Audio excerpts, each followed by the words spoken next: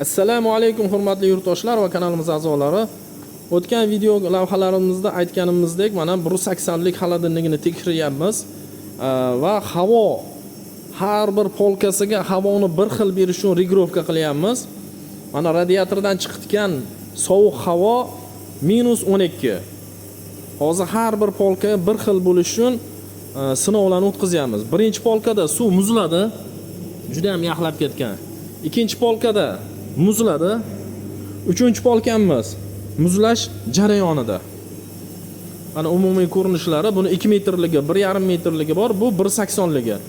Endi artilmagan, changlari ko'rinib turibdi.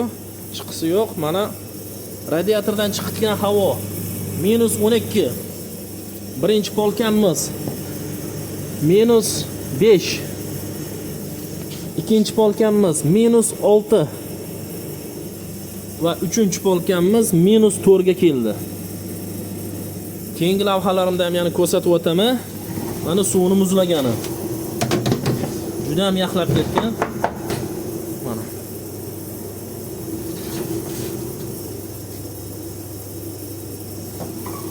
Kerak bo'lsa bemalol murojaat qilaverasizlar. E'tiboringiz uchun rahmat, salomat bo'linglar.